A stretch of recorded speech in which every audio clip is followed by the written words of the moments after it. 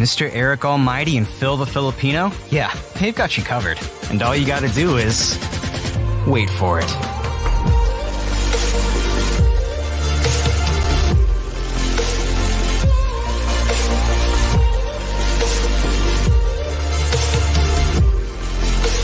This is the Wait For It podcast. Hey, what's up, everybody? Welcome to the Wait For It podcast YouTube page, and welcome to yet another live stream here on our YouTube channel. So really excited, Eric. It is good to be back here on this platform, and we're going to be talking about a show that was, man, we've been waiting for this character for a really, really long time. We were unsure how this was going to go, and I think you and I walked away from it very similarly, and we're very excited to talk about Moon Knight. Really excited. I mean, this is probably the one that we were hoping would be the best one since WandaVision, because, Phil, I feel like this channel has been dedicated to just kind of crapping on all the MCU shows, which, if you enjoy that, you definitely should check out our podcast and check out the latest episode of Tirades and Hot Takes that we did. So you'll definitely enjoy that. But, Phil, I have a weird feeling this may be more of a positive review, so I'm pretty excited to get into it.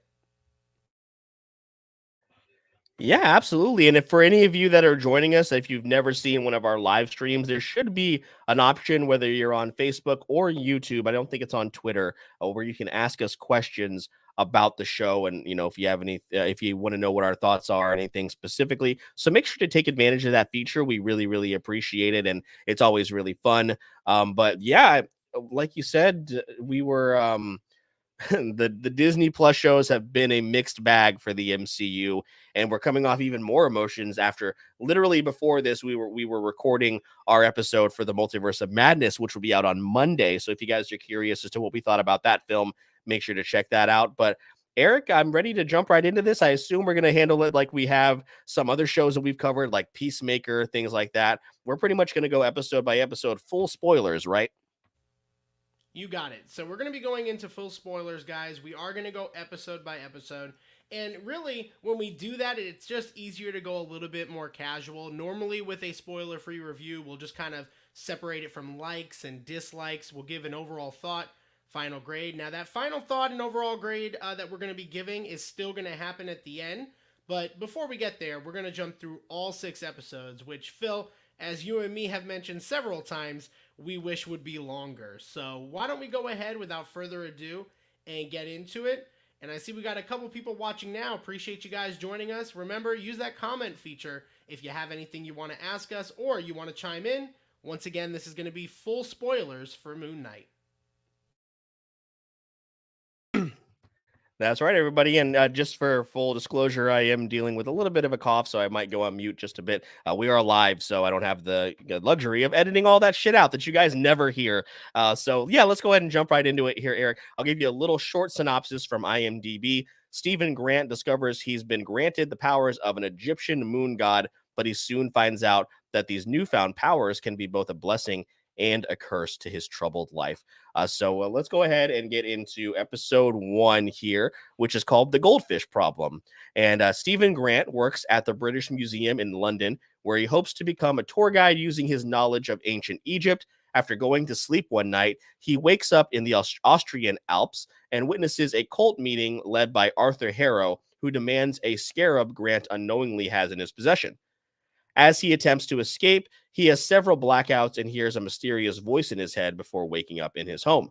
Grant realizes that 2 days have passed since he went to sleep. He finds a hidden phone and keycard in his apartment and receives a call from the most frequent number in the phone's call log, a woman named Layla, who addresses him as Mark. The next day at work, Grant is confronted by Harrow, who reveals he is a servant of the Egyptian goddess Ammit. Grant escapes from Harrow, but is forced to remain at work that night on his own to make up for being late. Harrow summons a jackal-like creature to attack Grant, but his reflection asks to take control of their body. Grant agrees, transforming into a cloaked warrior who kills the jackal. So, Eric, episode 1, we get introduced to a couple of different characters. Of course, we see We see Arthur Harrow, who is played by why is his name escaping me? Ethan Hawke. Yeah, sorry, I really blanked there for a moment. We saw Khonshu for the first time as well, and again, as a character that I wasn't very familiar with. The only thing that we really knew about this, that everyone was telling us before Moon Knight showed up, was he's the MCU's Batman, right? And honestly, I came away from this, not to get too far ahead of us, thinking he's not really the MCU's Batman, but that's not a bad thing. I think he's something just totally unique to himself. Yeah, and I think that has to do with the presence of Moon Knight. Like, I definitely felt like the presence of Moon Knight was very Batman-esque, and the way he kind of moves and maneuvers. But outside of that, and very slight differences, not very much as far as Batman is concerned. There's no amazing rogue galleries. There's no, in the dark of the night, like all that stuff. Like, there's no real resemblance other than a couple slight things. Phil, for the first episode, really the first two kind of go hand in hand, almost like as a part one, part two as an introduction. Part one picks up pretty quickly, right? Because we're seeing quite a lot of things at play as far as the character goes. I was curious, did it take very long for you to fall in love with Oscar Isaac? Because I almost fell in love with him immediately.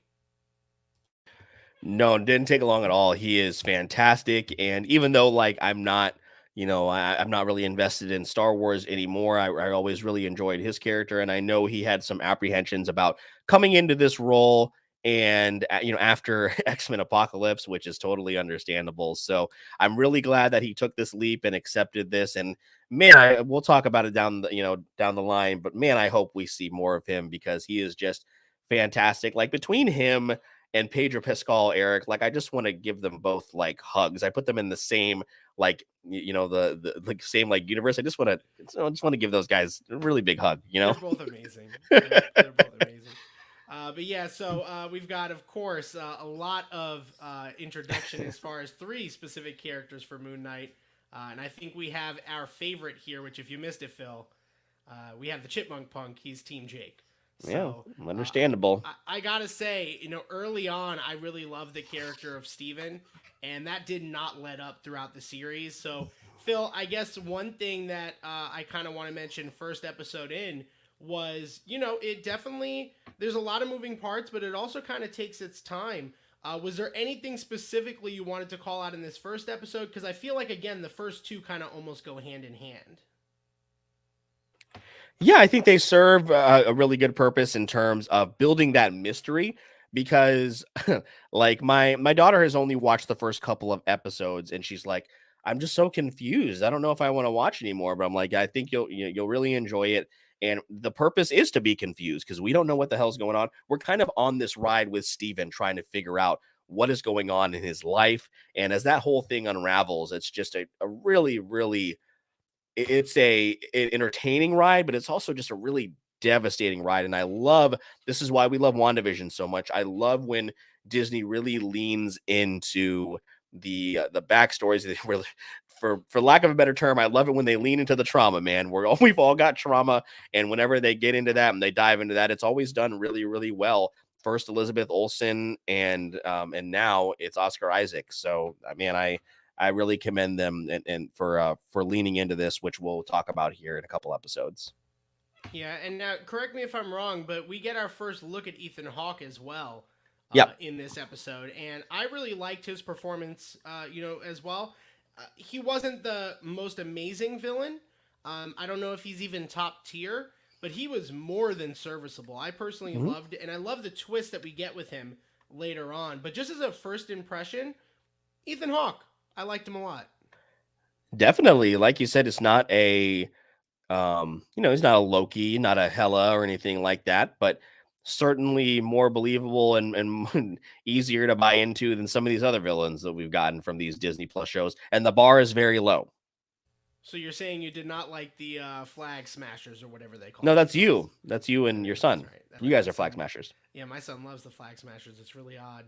Concerning. So why don't we jump into episode 2's synopsis, and let's talk a little bit more about it, because again, I feel like with that first part, second part kind of feel to it, we don't really get something different until about episode 3, and then from there, the story really kind of picks up. So, talking about that slow start, what happens in episode 2? Yeah, episode 2 is called Summon the Suit. Grant is blamed for the damage caused by the jackal creature due to it not appearing on the museum security cameras and is fired. He uses the key card to access a storage locker where he finds the scarab. He speaks with his reflection, another identity in Grant's body that introduces himself as American mercenary Marc Spector, the current avatar of the Egyptian moon god Khonshu. Grant is confronted by Layla, Spector's wife, who is unaware of Grant's existence before being arrested by police officers working for Harrow. Harrow reveals that he was Khonshu's previous avatar until he chose instead to follow Amit. He explains that he wants to use the scarab to find Amit's tomb and resurrect her so she can purge humanity of evil by wiping out everyone who has or will commit evil deeds. Layla rescues Grant, but Harrow summons another jackal creature. Grant manages to summon a suit of his own to fight the jackal, but is overpowered and allows Spector to take control. Spector kills the jackal, but loses the scarab to Harrow. Khonshu threatens to claim Layla as the next avatar if Spector fails to stop Harrow. So we get the first appearance of the Mr. Knight suit, which is I know you're excited to talk about because it's a favorite of yours. I just absolutely love the way that it looks, like the way that it just kind of comes up as being just a suit, and the way that we got there felt very organic to me. I enjoyed it very, very much. The suit grew on me. I liked it much more than the Moon Knight suit, which, Phil, I wanted to get your thoughts. So we kind of get that first visual of it. And again, we're still kind of figuring things out by the time we get to episode 2. But once I saw the Mr. Knight suit, I was like, yeah, I don't think I like the Moon Knight suit. And there are some things, Phil, at this point, I was like, okay, apparently the budget for the MCU shows must be much different than the movies, because the CGI is questionable at different points for several projects, but I felt like with Moon Knight early on, that really felt like a theme for me. So on the negative side of things, that was something I didn't quite like. The Mr. Knight, though, made it up for me. I didn't mind the suit. I think the jackal CGI probably left something to be desired, and yeah, I guess it is going to be a little different budget wise, but I like the Moon Knight suit, and honestly, I wish we had seen more of it, which is what we'll talk about probably once we get towards the end. But yeah, the Mr. Knight suit is definitely the one that definitely sticks out, and it's apparently a really good representation of what's in the comics as well. So I come away from this just wanting to learn more and more about this character. Like I said, episode 1 and 2 kind of flow into each other, so they're essentially extensions of themselves. So, but still a really good start, and I think to see Steven in the mirror zone, whatever we want to call it, I don't think they gave it an actual name, and to kind of showcase his fear was something that kind of hits you pretty heavily as well, because he's unaware of what's going on, and we're unaware of what's going on at this time as well. Yeah. And I liked a lot of the kind of blackouts that are happening at this point. This is where we get that kind of hint already early on about Jake, Team Jake, as once Jake! Again, Chipmunk Punch Jake! let us know earlier. So I was really excited. I was like, okay, there's several different, obviously personality disorders at display here, and I really like that concept early on. It really got me invested. And once again, Oscar Isaac does an amazing job playing two distinctively different characters. I mean, I don't want to say he carried the show, but he kind of carried the show, right? Oscar Isaac, and I misspoke on this earlier in the week on Twitter because I was just so excited about the finale.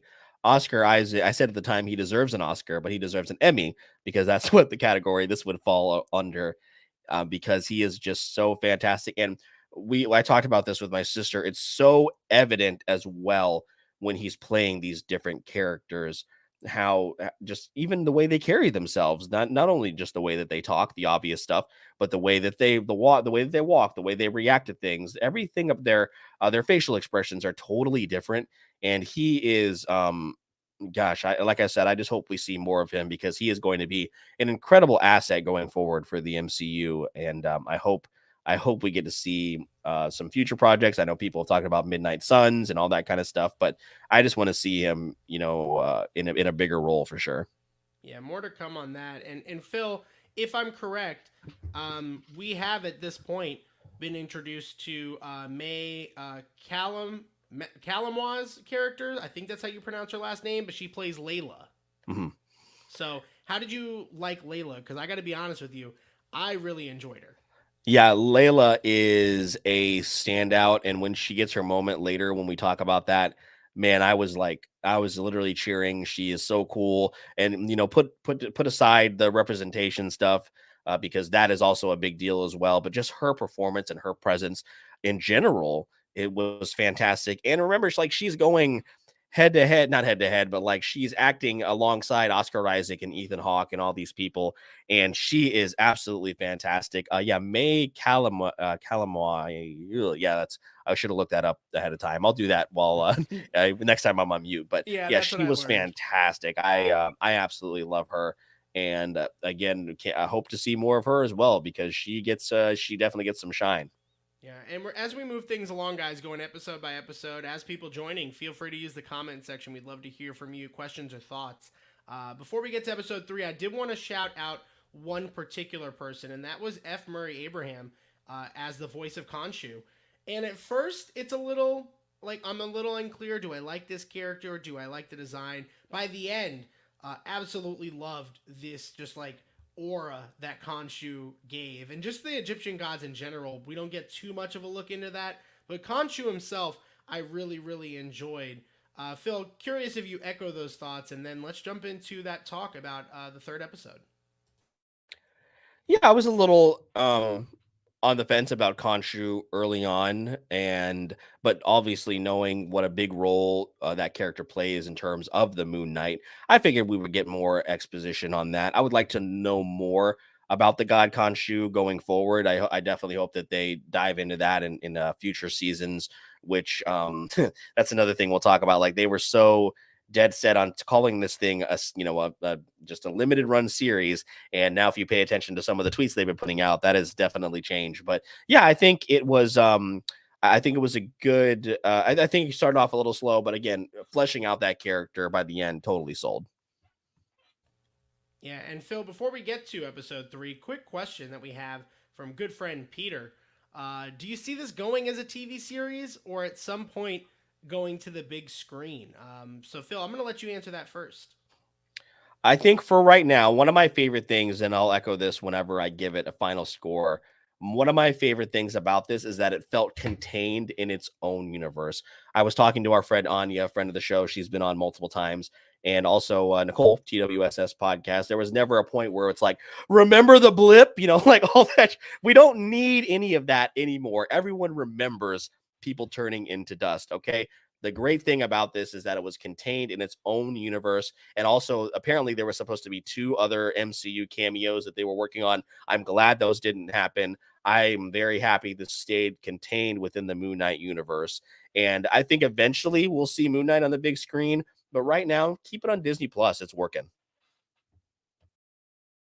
I would agree with that, honestly. And Peter, that's a really good question. I think there will be a season 2, but there's been a lot of uncertainty about it. I think Phil mentioned it earlier, like a Midnight Suns would be really, really cool. So I think that's a fantastic question. But would I be against seeing him on the big screen? I mean, Oscar Isaac is a star. So no, I definitely wouldn't be against it. But I think there's a lot more to dig into. At the very least, a season 2, which is more than I can say about another show that's getting a season 2, also called Loki. So let's just hope that we get a season 2 of Moon Knight. Just like we're getting a season 2 of Loki. If Loki can get a season 2, I feel like that's pretty easy. But Phil, why don't we jump into episode 3 of Moon Knight and get that synopsis? Yeah, episode 3, The Friendly Type. Harrow and his followers discover the location of Amit's tomb in the Egyptian desert. Oh, hold on a second. In Cairo, Spector and Grant both experience blackouts while tracking a lead to Harrow's location.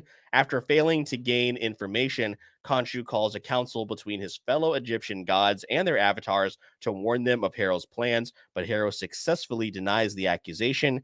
Hathor's avatar, Yatzil, tells Spector to find the sarcophagus of a Medjay who knew of the location of Amit's tomb.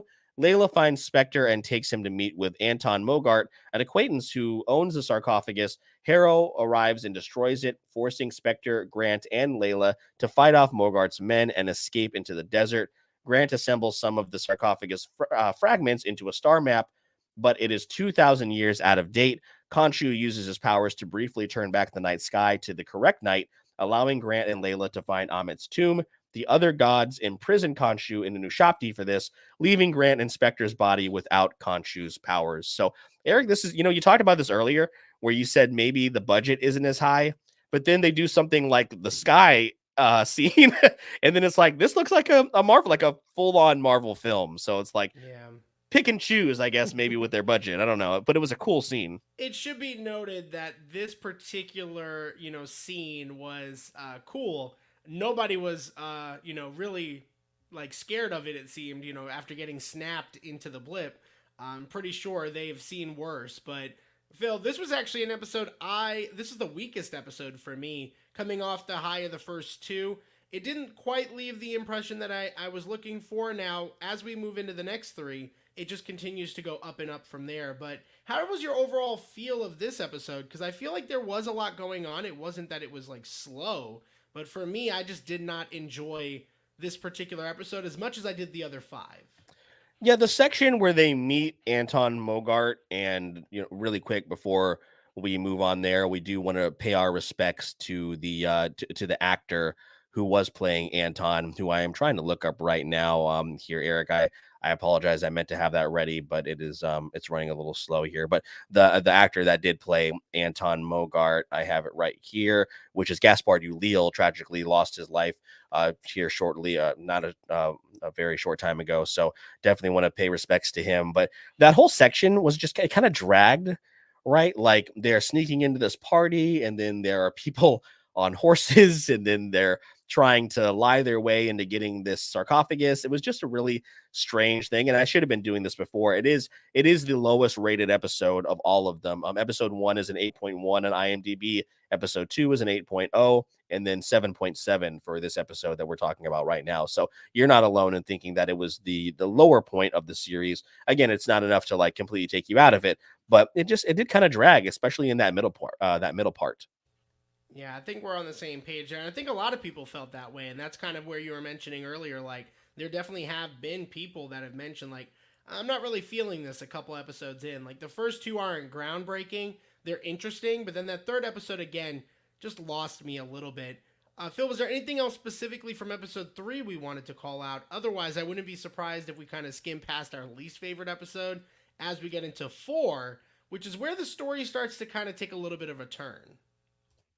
I guess the only other thing I'll mention is like how easily the gods are duped by Arthur Harrow. Like, I think that's kind of concerning. They should be like all seeing, like someone can't just go check in on him. Like no one's doing that. No, they just no market research. What I loved about it was they were just like, "Did you do it?" And he's like, "No." They're like, "No, Khonshu's bad." And they're like, "Yeah, I agree." That checks out. So, way too easy. All right, cool. Well, let's go ahead and jump into episode 4. Again, kind of moves quickly when there's only 6 episodes, which is definitely, it's kind of felt here because we're 3 episodes in wondering, okay, where's this going? Yeah, we're wondering that after episode 4 too, even though it's a great episode. This is called The Tomb. Grant and Layla find a deserted campsite at the location of Amit's tomb, which is a maze in the shape of the Eye of Horus. They discover that some of Harrow's men have been killed by undead Egyptian priests, who then attack Grant and Layla. Layla defeats the priests, but encounters Harrow, who claims that Spector was one of the mercenaries who murdered her archaeologist father, Abdullah al-Fauli. Grant finds the tomb and discovers that Amit's last avatar was Alexander the Great. He retrieves Amit's Ushapti from inside Alexander's body. Layla angrily confronts Spector, who reveals that his partner killed Layla's father and Spector himself before Khonshu revives Spector as his avatar. Harrow arrives and shoots Spector, who wakes up in a psychiatric hospital populated by people from his life.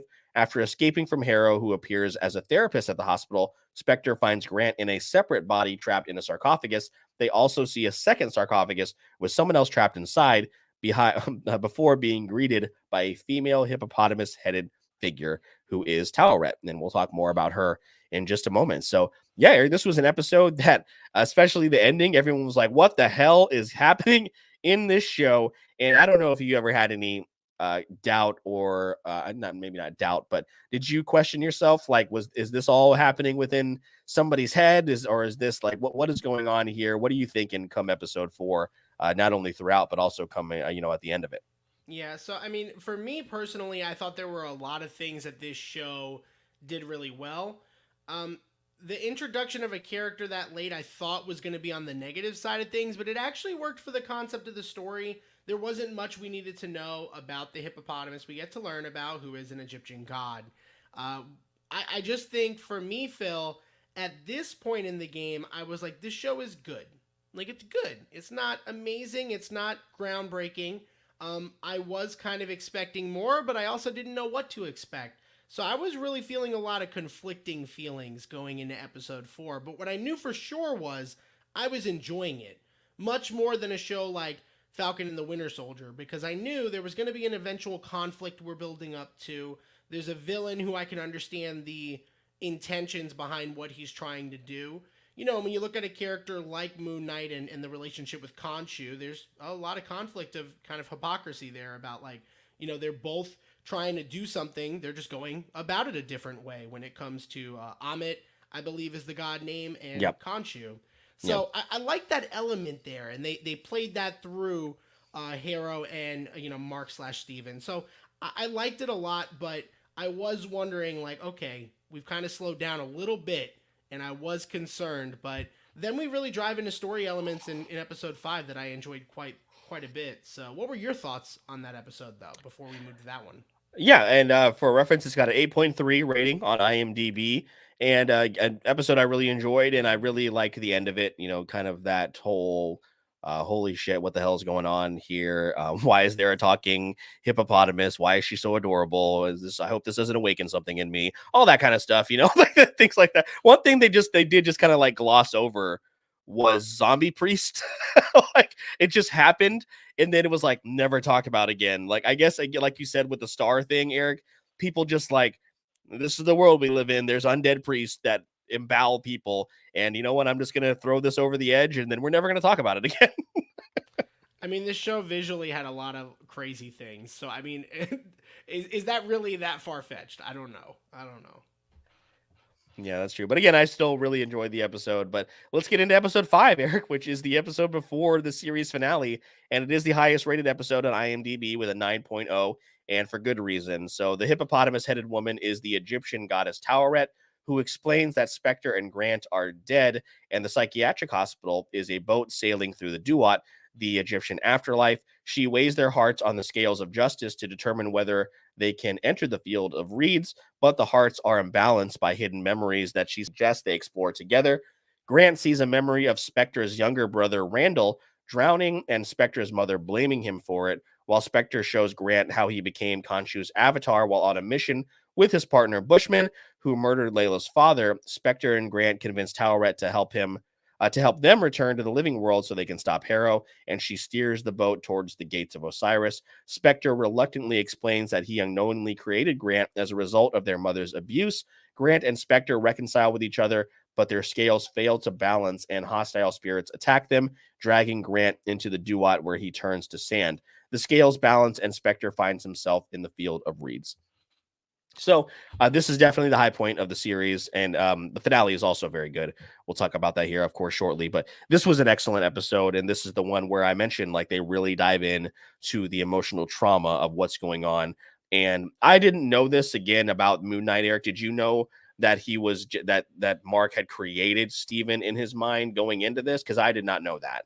So that's a really good call out, because I did not know that. And that was Moon Knight is a character. I'll mention this in my overall thoughts later on, but Moon Knight's a character I don't know much about, which was exciting.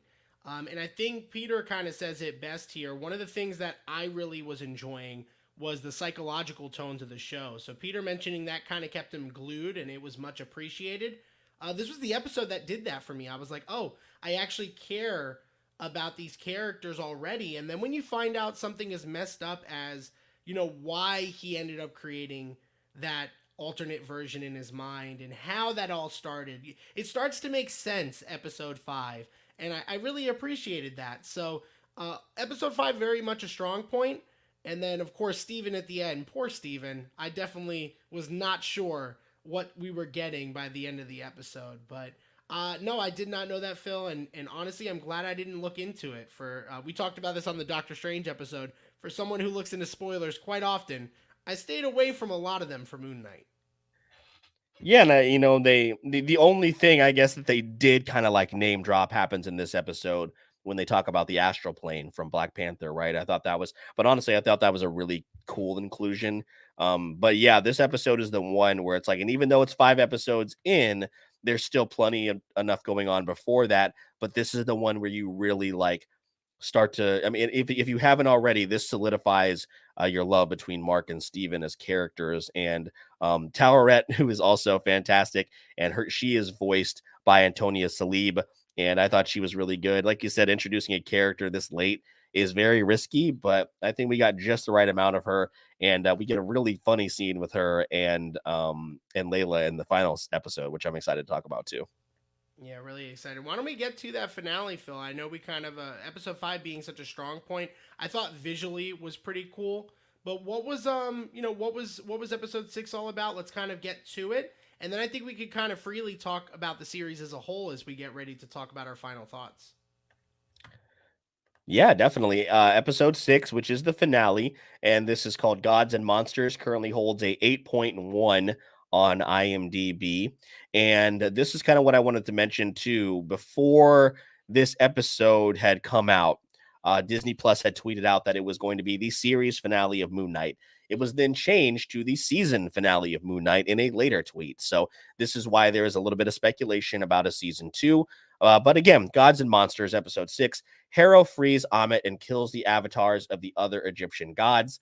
Layla finds Khonshu's Ushabti and releases him. Spector refuses to stay in the field of reeds and returns to the Duat to rescue Grant. With Tawaret's help, they escape through the gates of Osiris and awaken in their body. Khonshu rebonds with them, restoring their powers. Layla discovers that Amit can be rebound by multiple avatars and agrees to become the temporary avatar of Taweret. They enjoy They join Spector, Grant, and Khonshu in fighting Harrow and Amit. Harrow overpowers Spector and Grant, but they experience a blackout, during which time they somehow defeat Harrow. Spector and Layla seal Amit in Harrow's body, imprisoning her, and Khonshu urges Spector to execute Harrow and Amit. Spector refuses and orders Khonshu to release him and Grant from their service, who promises to free them, quote, both. The pair find themselves in the hospital, where they reject the vision and choose to continue their new life together as heroes. And there is a mid-credit scene as well that we'll talk about here in just a moment, but I think I'll end it right there, Eric. Yeah, really, really solid finale. And this is something even WandaVision, our favorite show, has struggled with, is wrapping up these shows. And this is above and beyond, like by far the best series finale of any of these other shows. And it's not even close, in my opinion. It's not close at all. And that's the thing. Philin had actually mentioned here something that was a positive. Like I talked about the poor CGI earlier. We talked a little bit about the budget, but it was really cool seeing, a lot of the good CGI moments like Philin mentions here. And, this is really, really awesome to see. And these are things where the show starts to get a little stronger. Like even by the end of the actual show, I grew to like the Moon Knight costume. It didn't seem so fake and CGI to me. So, there are a lot of things that worked. Phil, how did you feel about seeing two kaiju gods go at it? Because I know that had to get you excited. That was awesome. This is so cool, and I just love the visual of them fighting down on the ground, and then just these giant monsters fighting in the background. And to go back to the suit, the fact that I think maybe what sold you on it was the fact that they're going back and forth between Mr. Knight and Moon Knight, because that's awesome. That was so cool, and I love seeing that. It was dope. It was badass, honestly. I loved it so much, and you already know how much I like the Mr. Knight costume. Now, was it a little odd that all of a sudden he's just kind of like a badass fighter? Yeah, but I mean, they gave that up to the fact of the character growth, and they're becoming one, right? So he's like, if Mark can do it, I can do it too. We're the same person. So mentally that made sense, but seeing it, Steven, he's still that same lovable goofball from episode 1.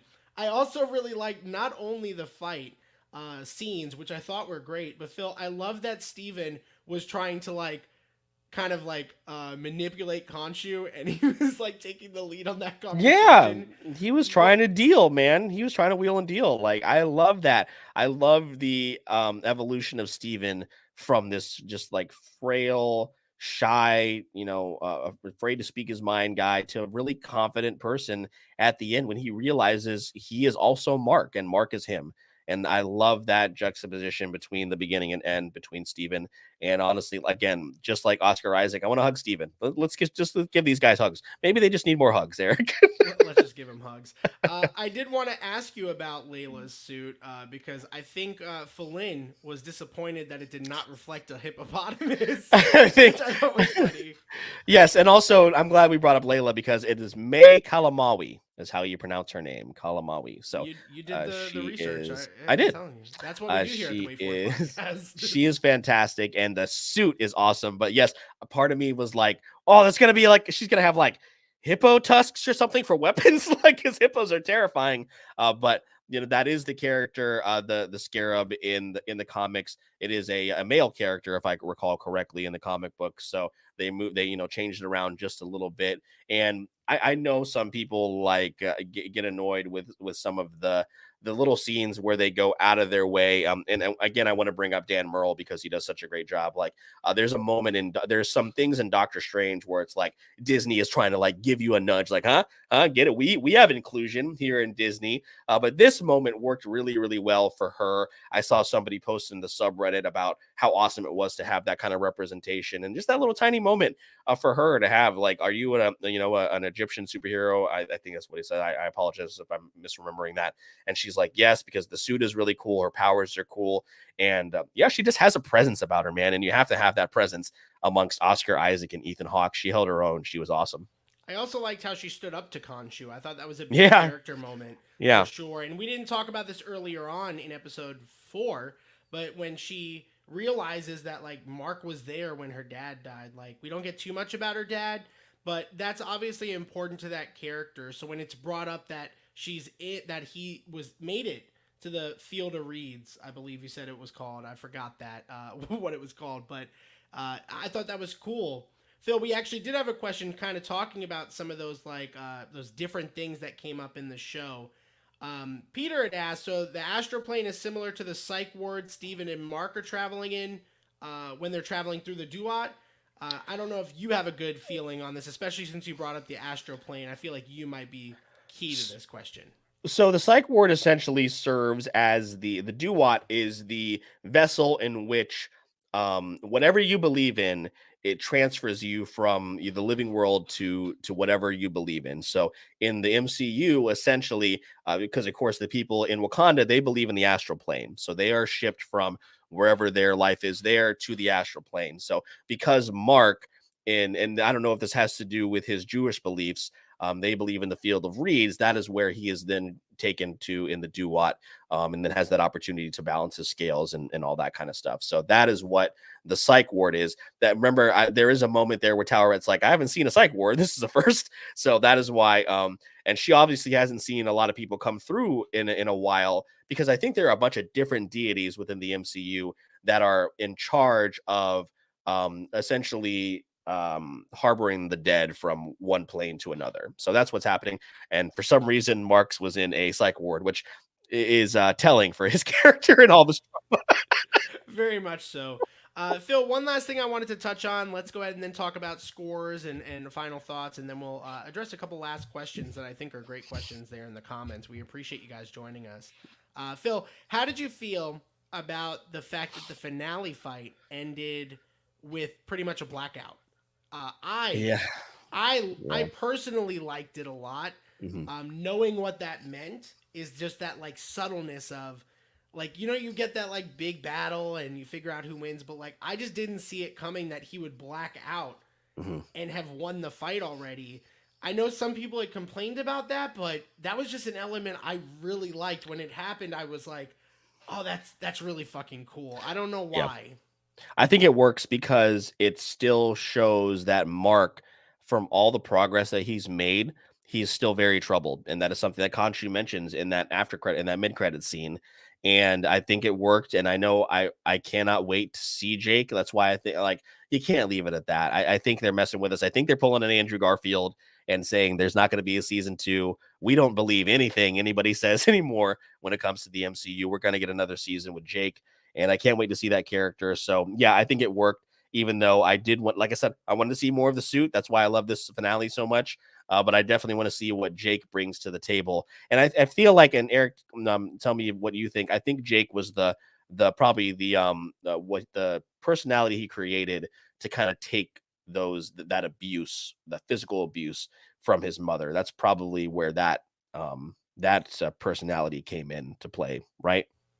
I mean, maybe, but also the mercenary work and everything that he had to do to basically survive. I'm pretty sure a combination of the two, definitely.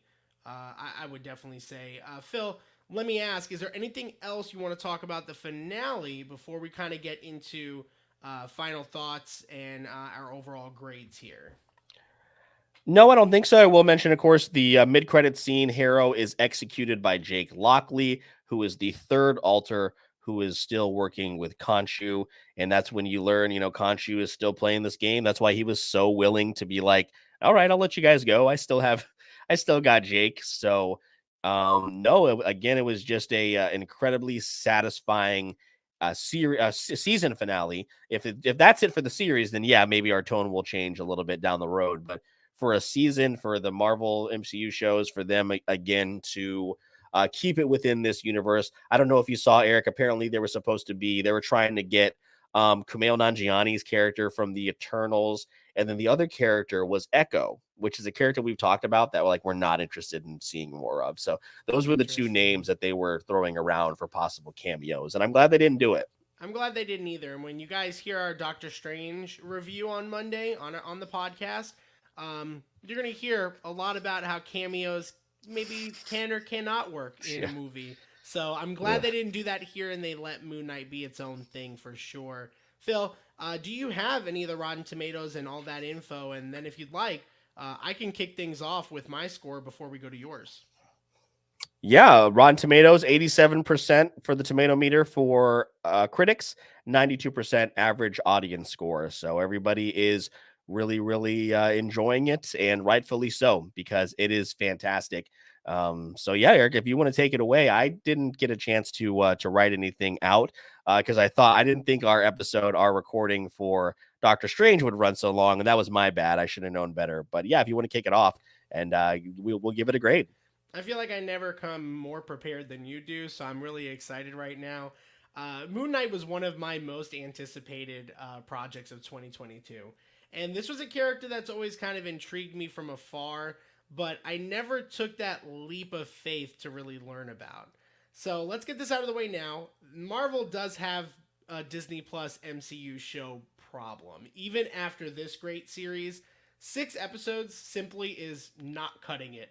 I don't know if that's not enough, if it's too much. I can't quite figure it out, but it's just not working. But this is my favorite series to date on the streaming platform since WandaVision. And this is the first series in a while that I plan on rewatching. Oscar Isaac is fantastic in the dual role of Steven and Mark. Layla is a very strong supporting character. I grew to really like the concepts of the gods' roles in the story as it progressed. And Ethan Hawke is a pretty good villain, despite the fact that I never really felt real stakes at play that our hero couldn't overcome. But it all worked for me, even overcoming some choppy CGI early on when it came to Moon Knight, but in return we got the gift of Mr. Knight. I didn't expect to enjoy the finale of Moon Knight more than I did Doctor Strange and the Multiverse of Madness within 24 hours of seeing both of those projects, but here I am feeling just that. And I'm going to give this show a solid 8 out of 10, Phil. So that is my score. What do you got for us?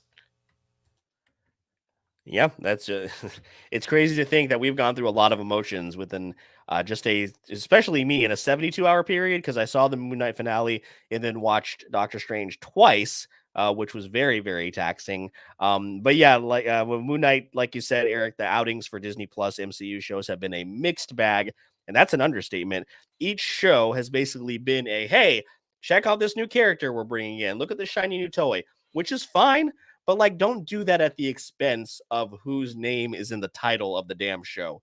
Moon Knight came with a lot of expectations, especially from someone who didn't know much at all about the character, other than he's the MCU's Batman. And as I mentioned, he's not the MCU's Batman. Maybe the outfit looks a little similar, but other than that, I think this character is just equally as layered as a bunch of different iterations of Bruce Wayne. I'm so glad that we have Oscar Isaac in this role, and I hope that we continue to have him in the role, not only Oscar Isaac, but also MrEricAlmighty as Layla, who was just so unexpected in this role. I didn't really know too much about that character whatsoever. I'd seen her in the promotional artwork, but for me to become so attached to her in such a short amount of time was really, really telling. Again, 6 episodes is not long enough for this. They could have really, really done something special with an extra 2 episodes, but this is by far my favorite MCU series to date, and that's because the WandaVision finale was just so lackluster, and this one absolutely nailed it. I'm giving it a 9 out of 10, and like you said, Eric, I'm going to watch it again because it's just so good. All right, wow. I did not expect you to go that high.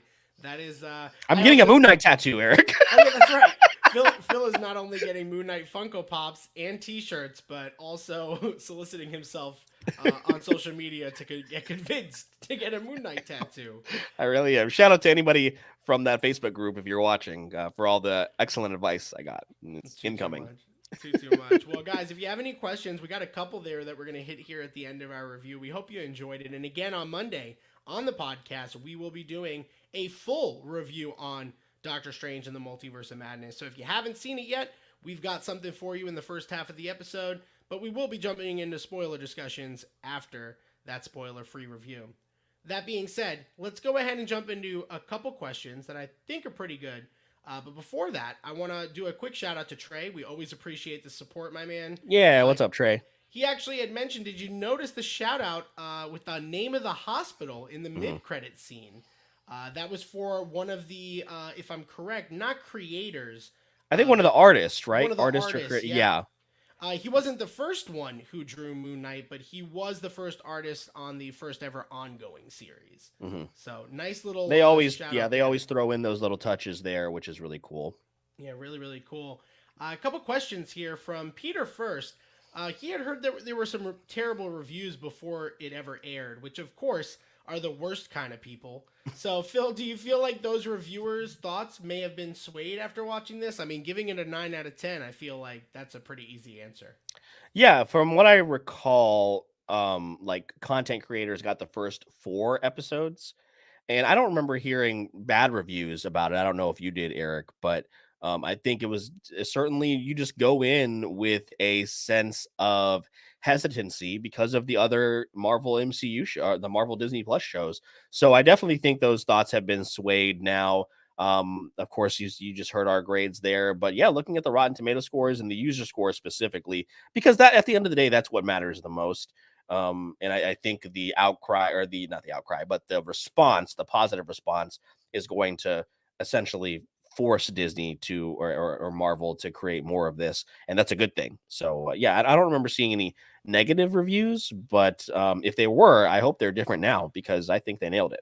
Yeah, and if a lot of creators or early access was like those first 3 to 4 episodes, I feel like Moon Knight you have to watch all 6 before you make a determination. So hopefully the people that had given it initial maybe bad grading or bad rating, they did take the time to watch the whole series and come to a conclusion. It's only 6 episodes. That is the plus of it only being 6. But a really good question that came in here, and I think maybe our last one, unless any other kind of come through, please do throw those in there as we're wrapping up. Just a random question. If Moon Knight were to appear on What If, what would be your pitch? I think this is a really funny and good question. Oh man, this is a really good one because we're getting more What If, so there's every chance in the world that we'll get a Moon Knight What If series. Mine is lazy. It would be if Layla said yes to Khonshu. Oh yeah, that'd be a pretty. Cool. I mean, it's That'd a be lazy really one, cool. but I feel like Yeah. it'd be cool. I would like to see like what if maybe how different would it be if Jake was the main Spectre, maybe, and or not main Spectre, but the main personality that he turns to instead of Steven. Because I think in the comics, Jake is like a New York City cab driver. I mean, I'm really glad, and I think they made a conscious effort to go away from New York City, which is totally fine with me. That city has been through enough. Leave them alone. What do you mean? Maybe Oscar Isaac could go in and watch the Broadway version of the Avengers. No, absolutely not. No one the- no one wants to see that. Definitely not. So yeah, I think that would be very interesting. But yeah, not knowing too much about the character, it'd be man, it's really tough because the what if scenarios itself are fine. I just didn't enjoy the delivery of some of those, like some of the stories, and I didn't like. I still don't like the animation of what if. So it's really hard. That's a good question though. We should revisit that, but because that's a good one. But yeah, Layla being the vessel would be really cool because she's awesome. Yeah. Next question. So another one that just came in here really quick, and any other ones? Otherwise, this might be our last one. But Trey, coming back into the fold, kind of what we discussed a little bit earlier, but we didn't maybe quite answer. Do we think that they're going to follow up with a season 2? I know we mentioned that they should, but do we actually think that's going to happen? So to Peter's question earlier, mentioning maybe a movie instead. What's the final verdict, Phil? For me, it's a resounding yes. I think, as you mentioned, they're kind of faking us out. Yeah, I definitely think there's going to be a season 2, and I think they're just kind of maybe working out the contract behind the scenes because remember they're no longer doing these multi-movie, multi-television show deals, which is a good thing because we didn't like that was one of the things about Endgame and Infinity Wars. We knew all these actors and actresses were signed on for X amount of more movies. Now, if they're doing it series by series, film by film, we're talking about it, right? We're like, man, I really hope they do Moon Knight season 2, and they can sit on that news for a while. It's not like they don't have a lack of things that they're going to be pushing out here in the next couple of years. They can sit on that and then just announce it at like a D23 Expo, or like a Comic-Con or something like that. So they can just surprise us and just have that character pop up randomly in like Blade or something like that, or another MCU show. So I definitely think there's going to be a season 2, and now they have the ability to surprise us, and I hope they do. Yeah, I definitely echo everything there. I think you're right on the money, Phil. So with that being said, a little bit higher on our review. It's been a while since on a live stream we've gone this long, but we had a lot of great questions that came through. Appreciate each and every one of you guys. With that being said, Phil, let's go ahead and wrap this conversation up. I think both of us very thoroughly enjoyed Moon Knight. And again, if you want to find out how we felt about Doctor Strange, you're going to have to wait till Monday. But, spoiler alert, Phil's disappearing. It's like a lot of things that happen in that movie. So, Phil, why don't you take it away with where people can find us if it's the first time that they're watching us, especially regarding the podcast, and we'll go ahead and call it a night. Yeah, everybody, you can find the podcast literally anywhere you listen to your shows: Apple Podcasts, Spotify, Pandora, Amazon Music, just to name a few. If you do find yourself listening on Apple Podcasts or Spotify, please do us a favor and leave us a 5-star review.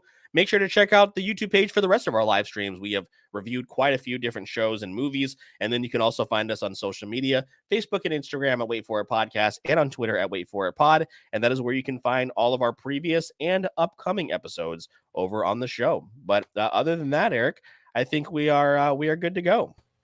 Yeah, there's a lot to look forward to, guys, on the podcast. Just a quick call out. Of course, Doctor Strange coming on Monday, but we also have Netflix and Phil coming about a show called Severance, which you should definitely be checking out. We have a movie recommendation called Memories of Murder. It's our international feature this month, and I just want to talk about this movie every chance I get to tell people to watch it. We appreciate the support both from Peter here, from Trey, Philin, Chipmunk Punk. Thank you guys so much for jumping on. We got a lot more exciting stuff for the month of May, and we're looking forward to our next one. With that being said, my name is Mr. Eric Almighty. That is my co-host, PhilTheFilipino.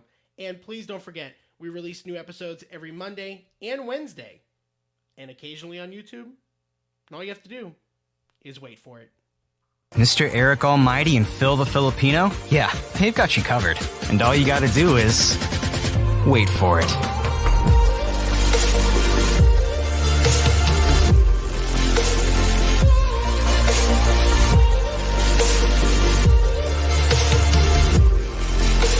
This is the Wait For It podcast.